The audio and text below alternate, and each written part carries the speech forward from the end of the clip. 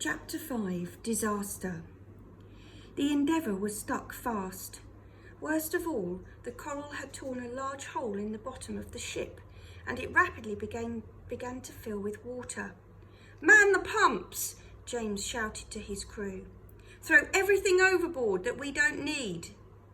The sailors rushed to obey, hurling iron ballast, empty caskets, spoiled food, and even their guns overboard.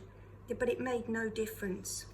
As the seconds ticked away, the boat filled up with water, faster and faster. James knew that if they stayed on the reef, the ship would eventually be ground to pieces and they would all die. But if he did manage to get the Endeavour away from the rocks, the water would rush into the hole even more quickly.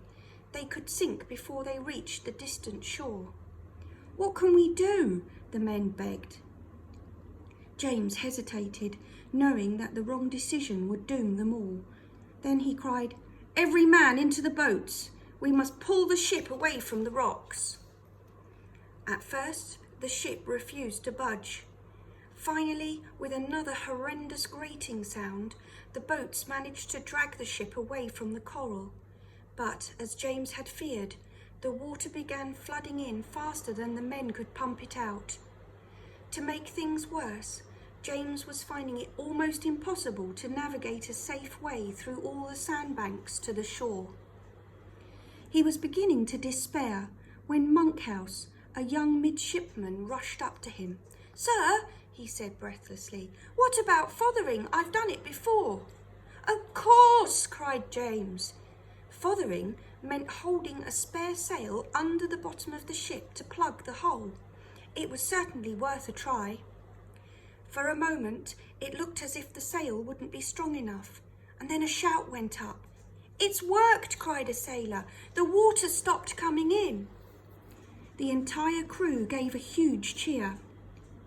Thanks to James and Midshipman Monkhouse, they were able to reach the shore safely, although they had to spend several weeks repairing the ship. With the Endeavour fixed, James headed for the East Indies. The area had been taken over by the Dutch, and James was confident he and his men would be safe. He couldn't have been more wrong. When they pulled into port at the capital, Batavia, they saw the white drawn faces of very sick men lining the shore. The whole city was riddled with dysentery and malaria.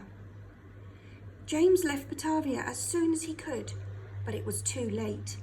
Most of his sailors were already infected. By the time he made it back to England, 41 of them had died. The remaining crew returned to London as heroes. Banks and Solander became celebrities and hogged the limelight so much that the expedition became known as the Banks-Solander Voyage. But the Earl of Sandwich was delighted with James and made him a commander. From now on, he would be addressed as Captain James Cook.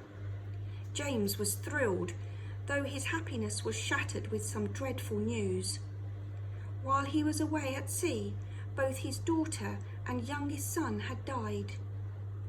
Over the next few months, James spent a lot of time mourning his children and all the men who had lost their lives on his voyage. He knew he had achieved great things, but they had been at a high price. Chapter 6 Hidden Danger.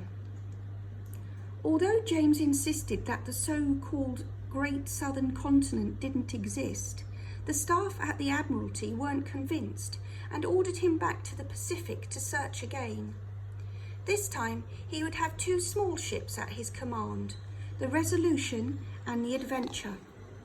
Botanist Joseph Banks was supposed to go along too. Unfortunately, his newfound fame had gone to his head, making him act like a rock star. "I'd be delighted to accompany James," Banks told the Earl of Sandwich, "but the ship was very cramped last time. I'll need an extra deck for my luggage and servants." "That's a terrible idea," James argued. "Another deck will be too heavy. The ship will capsize." James was ignored, and sure enough, when the newly refitted ship set sail, it nearly sank. The exhausted carpenters, who'd spent so much time adding the extra deck, had to spend months taking it out again. Banks was furious and refused to sail. James pretended to be disappointed, but was really relieved to be rid of the rather demanding young man. At last James set sail again. The further south he voyaged, the colder it became, until his 2 ships found themselves sailing past enormous icebergs.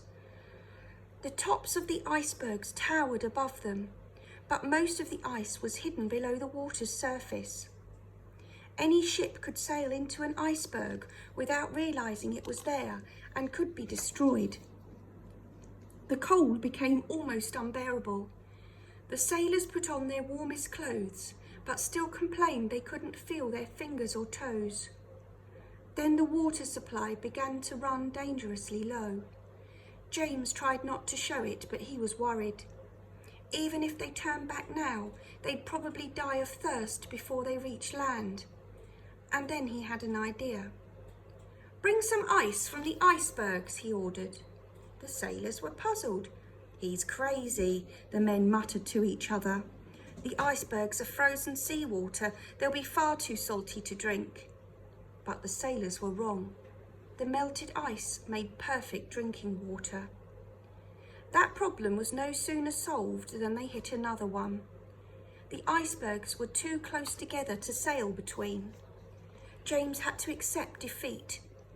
Turning around, they set off to explore the South Sea Islands instead. Things were going well until a great storm blew up, separating the 2 ships. The navigator aboard the Resolution was in despair.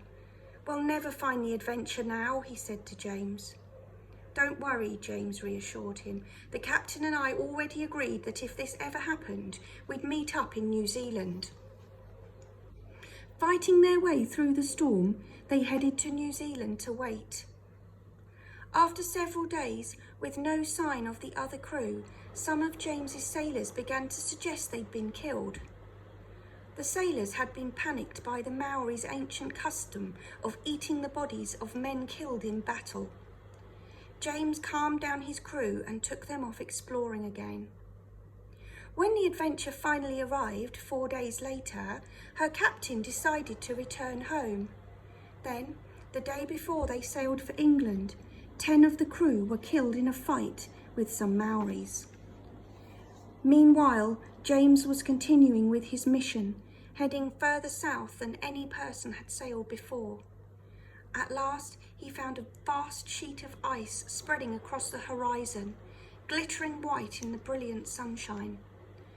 For all James knew, it stretched to the South Pole, and even if it had been realised that there could be land underneath, it wasn't what he was looking for.